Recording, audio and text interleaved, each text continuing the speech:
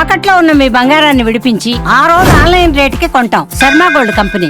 నమస్తే జ్యోతి గారు. నమస్తే జ్యోతి గారు, మహాశివరాత్రి చాలా మంది ఫేవరెట్ ఫెస్టివల్.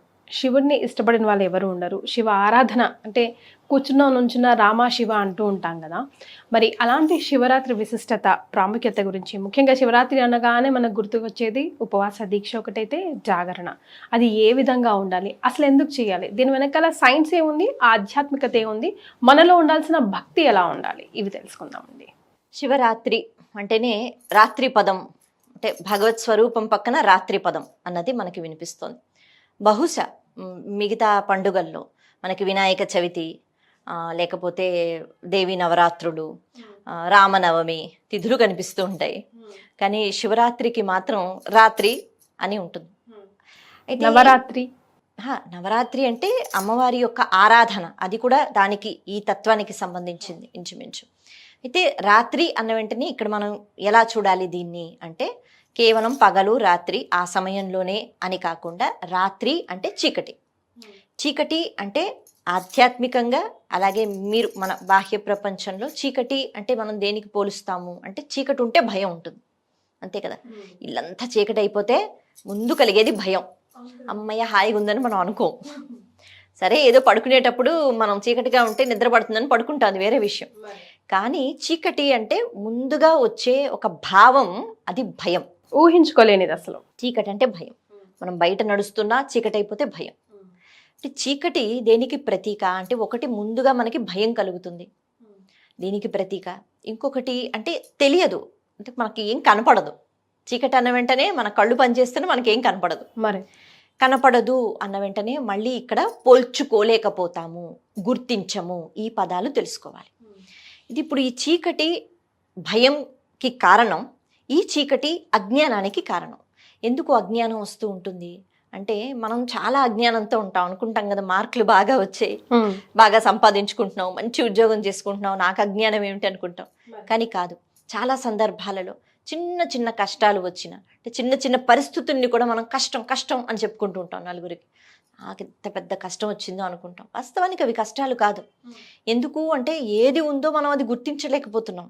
ఎప్పుడు అవతల వాళ్ళతో పోలిక. వాళ్ళకి ఇంత పెద్ద హారం ఉంది, ఆవిడ వేసుకుంటుంది, నేను వేసుకోలేకపోతున్నాను, అది కూడా నాకు కష్టమే. కాబట్టి ఇలాంటి కష్టాలు మనకి చాలా ఉంటూ ఉంటాయి. వాళ్ళకి బోనస్ వచ్చింది, నాకు మా వాళ్ళు బోనస్ ఇవ్వలేదు, కష్టం. ఇలా మనం ఒకసారి ఆలోచన చేస్తే మన జీవితంలో బోళ్ళని అనవసరమైన కష్టాలు మనం తెచ్చుకుంటూ ఉంటాం. కారణం ఏమిటి అంటే, ఎవరి దగ్గర ఉన్నదాన్ని మనం చూస్తున్నాం, మన దగ్గర ఉన్నది మనం గుర్తించలేకపోతున్నాం. ప్రతి వ్యక్తికి, ప్రతి ఒక్క జీవికి ఇంకా చెప్పాలంటే భగవంతుడు ఒక ఉపాధి పెడతాడు. భగవంతుడు ఒక తలుపు మూసేసినా ఇంకొక తలుపు, ఇంకో ద్వారం తెరిచి పెడుతూ ఉంటాడు. గుర్తించు అని అన్నారు, దాన్ని గుర్తించగలగాలి. నా దగ్గర ఉన్న శక్తి వాళ్ళ దగ్గర లేదు, అందుకే వాళ్ళ దగ్గర ఉన్న వస్తువులు బహుశా నా దగ్గర ఉండవు. కానీ దీంతోనే నా జీవితం అయిపోతుందా? నాకు దేవుడు బోళ్ళని ఇచ్చాడు, గుర్తించగలగాలి. ఇది జ్ఞానం.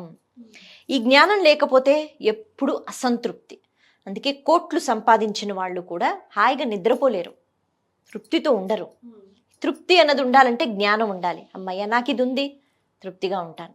ఈరోజు చారన్నమైనా తిన్నాను కదా చారన్నమైనా అని అనుకుంటే హాయిగా నిద్రపోతాం. చారన్నం తిన్నానా, అసలు 2-3 కూరలు వేసుకుని తినేవాడిని, ఇలా అయిపోయానా అని ఆలోచిస్తే నిద్ర పట్టదు. కాబట్టి ఈ తృప్తి, గుర్తింపు, పోల్చుకోవటం అన్నది రావాలి. చీకటి అయితే పోల్చుకోలేమంటారు కదా, కనపడదు. కాబట్టి ఇవి కనిపించాలి, మనలో ఉన్న శక్తి కనిపించాలి, మనలో మనం ఏవైనా చెయ్యగలుగుతాము అనే ఆ ధైర్యం కనిపించాలి. అప్పుడు మనం ఏదైనా సాధించగలుగుతాం. కాబట్టి మనకి ఏది కష్టాలు అన్నవి రావు. నేను ఈ పని చేయలేను అని మనం అనుకోలేం. ఇవన్నీ గుర్తించగలగడం, ఇది చీకటి పోవడం. శివారాధన చేస్తే మనకి ఐశ్వర్యం కలుగుతుందంటారు. అంటే ఐశ్వర్యం అంటే సంతోషం, అంతకన్నా మించిన ఐశ్వర్యం లేదు. ఆరోగ్యం, అంతకన్నా మించిన ఐశ్వర్యం లేదు. కాబట్టి ఇవి గుర్తించగలిగితే మన దగ్గర ఉన్నది ఖచ్చితంగా మనం ఆనందంగా ఉంటాం.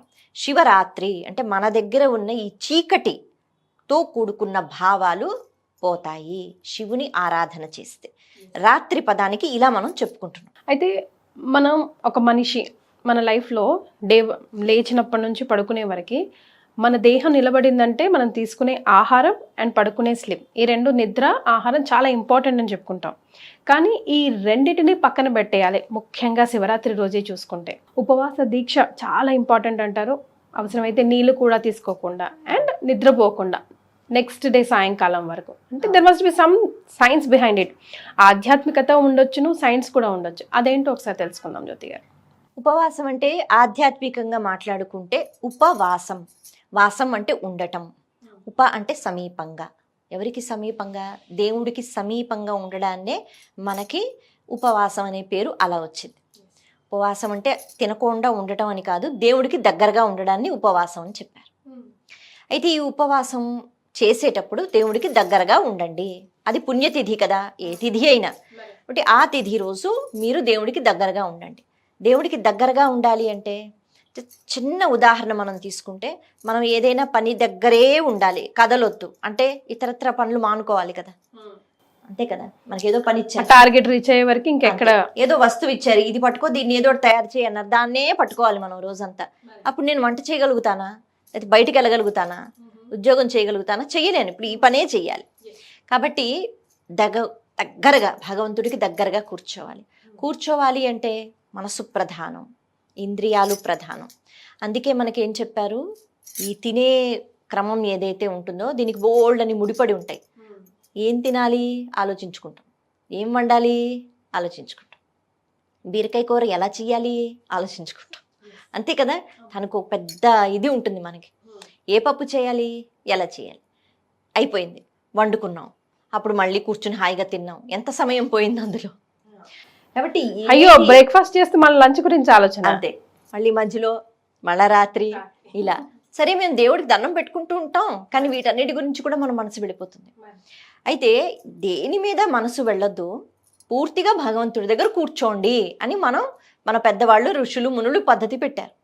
ఇందులో ఆహారం కూడా ఒక భాగం. ఇంకొక విషయం ఏమిటి అంటే, కడుపు నిండా తింటే ఎవరికైనా, మీకైనా నాకైనా హాయిగా నిద్ర వస్తుంది, అంతే కదా. కాబట్టి కడుపు నిండా తినేస్తే తర్వాత కాసేపు అలా పడుకోవాలని అనిపిస్తుంది. ఎక్కడ వస్తుంది భక్తి? రాదు. అందుకని కడుపు నిండా తినడం కాకుండా, అసలు తినే ఆలోచన లేకుండా, పూర్తిగా మన కళ్ళు, ముక్కు, చెవులు, లేకపోతే మన నోరు, మన చేతులు, కాళ్ళు, ఈ ఇంద్రియాలు, జ్ఞానేంద్రియాలు 5, కర్మేంద్రియాలు 5, వీటితో పాటు ఒకటి మనస్సు, వీటిని భగవంతుడి వైపు మనం తిప్పాలి. చూసేది భగవంతుని విగ్రహం. ఆలయానికి వెళితే మనం కాళ్ళతో వెళతామో, లేకపోతే చేతులతో భజన చేసుకోండి, నోటితో హరినామస్మరణ చేసుకోండి, హరనామస్మరణ చేసుకోండి, స్తోత్రాలు చదువుకోండి. కాస్తసేపు రోజంతా అలసిపోతాంగా, వినండి, ప్రవచనాలు వినండి, లేకపోతే పాటలు వినండి, భక్తి పాటలు చెప్పండి. ఏది చెప్పినా భగవంతుడి గురించే చెప్పండి. ఇలా ఇంద్రియాలను భగవంతుడి దగ్గర పెట్టగలగడం, దేనితో పాటు? మనసుతో పాటు. ఇలా మాట్లాడుతూ మళ్ళీ ఇంకో పని చెయ్యొద్దు.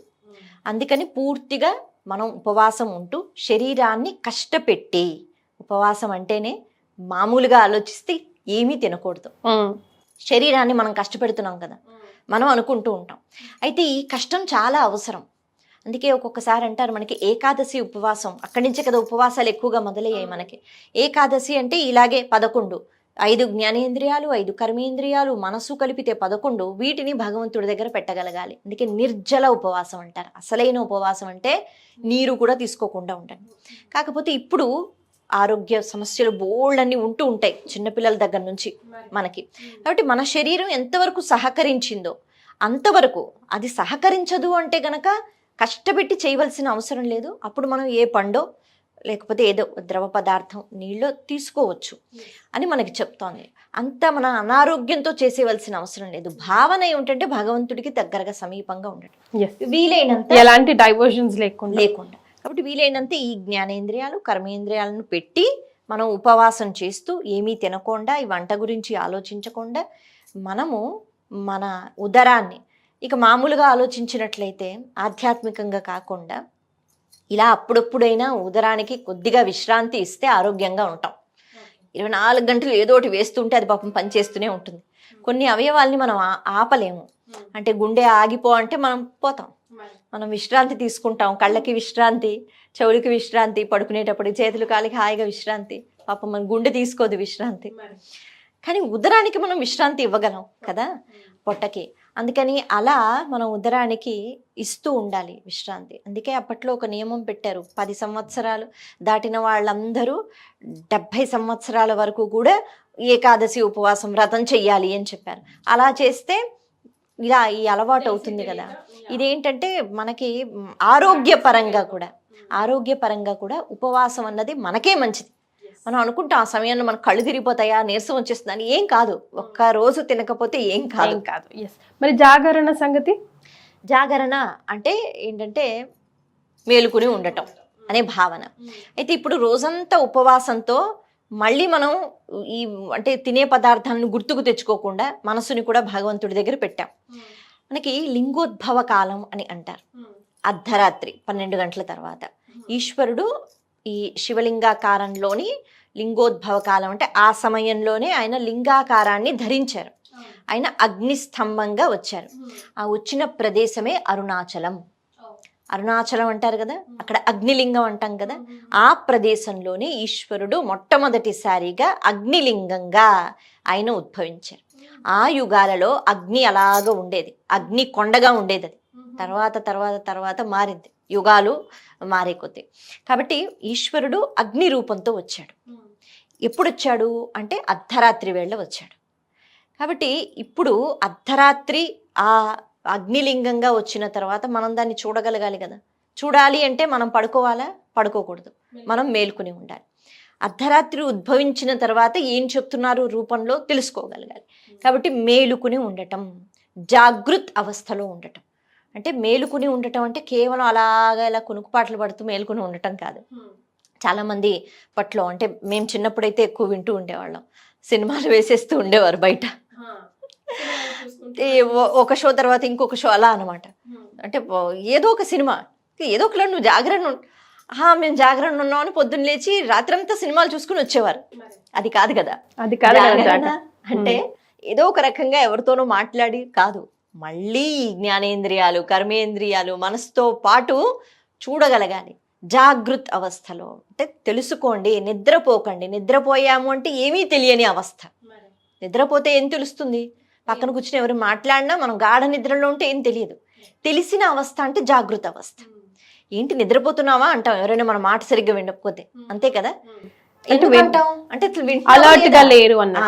కాబట్టి నిద్ర అంటే మనం తెలుసుకోలేకపోవడం, అంతే. నిద్రపోవద్దు, తెలుసుకోండి.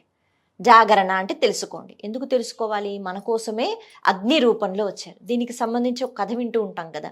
బ్రహ్మ విష్ణువు నేను గొప్ప అని వాదించుకుంటున్నారు. మనం అనుకుంటాం బ్రహ్మ కదా పరబ్రహ్మ, విష్ణువు అలా వాదించుకుంటారా? వాదించుకోరు. కాకపోతే మనకి ఈ కథలు ఎందుకు వస్తాయి, వాటి మూలం గురించి ఆలోచించాలి. ఒక కార్యం జరగాలి, అద్భుతమైన కార్యం అంటే కొన్ని పరిస్థితుల్ని భగవంతుడే ఏర్పాటు చేస్తాడు. వాళ్ళు మనలాగా కొట్టుకోరు. కాకపోతే భావన, ఎందుకంటే మనకి అర్థం అవ్వాలి కదా, అందుకని. కాబట్టి నేను గొప్ప. బ్రహ్మకి ఉన్న అంటే శక్తులు బ్రహ్మకున్నాయి, ఆయన సృష్టి చేస్తారు. విష్ణువుకున్న శక్తులు ఆయనకున్నాయి, ఆయన స్థితికారకుడు. కాబట్టి అందుకని వీళ్ళు ఎవరు గొప్ప అంటే ఏంటి? మనకి కొన్ని శక్తులు ఉంటాయి, అవతల వాళ్ళకి కొన్ని శక్తులు ఉంటాయి. మనం గొప్ప, వాళ్ళు గొప్ప అనే భావన కూడా మనలో ఉంటుంది. దీన్ని ఇలా పోల్చుకుంటూ ఉండాలి. అప్పుడు నువ్వు కాదు అనేటట్టుగా ఒక అగ్ని స్తంభంగా. ఎందుకు అగ్ని మాత్రమే అంటే మళ్ళీ అగ్ని అనేటప్పటికి వెలుతురు అంటే పోల్చుకోవడం, చూస్తాం, జ్ఞానం. అలా ఈశ్వరుడు వచ్చారు. పైకి వెళ్ళిపోతుందట ఆ రూపం. ఇప్పుడు దాన్ని దర్శించుకున్నారు. ఇప్పుడు వీళ్ళకి జ్ఞానం కావాలి కదా, వాళ్ళ ద్వారా మనకి కావాలి. అందుకే ఆది ఎక్కడ అంతం ఎక్కడ కనుక్కోమన్నారు ఈశ్వరుడు. మీరు గొప్ప కదా కాబట్టి కనుక్కోండి అంటే శ్రీ మహావిష్ణువు వరాహ రూపాన్ని ధరించి ఆయన పాతాళ లోకానికి వెళ్ళిపోయారంటే వస్తోంది కదా, ఎక్కడి నుంచి వస్తోంది తెలుసుకోవాలి. ఆది ఎక్కడ ఆయన వెళ్ళిపోయారు. బ్రహ్మ పైలోకానికి వెళ్ళిపోయారు హంసవాహనంతో. ఆయన అలా పైకి వెళ్ళిపోతున్నారు. ఎందుకు అంటే చూడాలి ఎక్కడి వరకు అది ఆగింది అని. ఇద్దరు వెళ్ళారు, ఇద్దరు తెలుసుకోలేకపోయారు. ఎందుకంటే అలా వెళ్ళిపోతూనే ఉన్నారు, దానికి అంతం లేదు. అంటే జ్ఞానంతో భగవంతుడు వచ్చి చెప్తున్నాడు, శక్తులు మీవి ఏవైతే మనం చాలా ఎక్కువ అని అనుకుంటామో అది కాదు, దానికి మించి. ఎంత అంటే ఒక కొలమానం లేదు, అంతకు మించే చెప్పుకోవాలి. అదొకటి ఉంది. అంటే నేను గొప్ప అనే భావన వద్దు అని కథ ద్వారా చెప్పి అది తెలుసుకోవాలంటే జ్ఞానం. కాబట్టి అగ్నిస్తంభంగా ఆయన వచ్చారు. త్రిమూర్తులు ఈ సందర్భం ద్వారా మనకి నేర్పిస్తున్నారు. అంటే విష్ణువు మంచోడు కాదు అలా అనుకున్నాడు, బ్రహ్మ వీళ్ళిద్దరూ కొట్టుకున్నారు అన్నది కాదు. ఇక్కడ మనం ధ్యానం మనం దేనికి పెట్టాలి అంటే త్రిమూర్తులు మనకి ఈ జ్ఞానాన్ని అందించారు. అహంకారం విడిచిపెట్టండి, నేను గొప్ప అనే భావన విడిచిపెట్టండి, చూడండి జాగృత అవస్థలో పోల్చుకోండి జ్ఞానం ఎక్కడ ఉందో. అందుకని దేవుడు మనకి అగ్ని రూపంలో వచ్చాడు. కాబట్టి శివలింగం ఏర్పడింది ముందుగా అగ్నితోనే, ఆ తర్వాత ఇప్పుడు ఎన్నో పదార్థాలతో శివలింగాలు ఉన్నాయి. ఈ అగ్ని రూపంతో ఉద్భవించి ఇది జ్ఞానం. అంతటి జ్ఞానం భగవంతుడు మనకి ఇస్తూ ఉంటే చూడాలి కదా, పడుకుంటే ఎలా? కాబట్టి లింగోద్భవ కాలంలో ఆలయాల్లో మనకి ఇప్పటికీ అభిషేకాలు పూజలు కొనసాగిస్తూ ఉంటారు. అక్కడ ఆయన జ్ఞానంతో కనిపిస్తున్నాడు సమయంలో మనం జాగృత అవస్థలో ఉండి పోల్చుకోవాలి, జ్ఞానాన్ని తీసుకోవాలి. ఆ జ్ఞానం మన కోసం, ఈశ్వరుడు మన కోసం వచ్చారు, లేకపోతే ఆయన ఏ రూపంలో అయినా వస్తారు, దానికే ఉంది. సో శివరాత్రి అసలు ఎందుకు జరుపుకుంటాము, శివరాత్రి అన్న పేరు ఎందుకు వచ్చింది, ఉపవాస దీక్ష చేస్తే ఎలా చేయాలి, అభిషేకం చేస్తే ఎలా చేయాలి, ఎందుకు చేయాలి అన్న విషయాలు ఈరోజు తెలుసుకున్నామండి. ధన్యవాదాలు.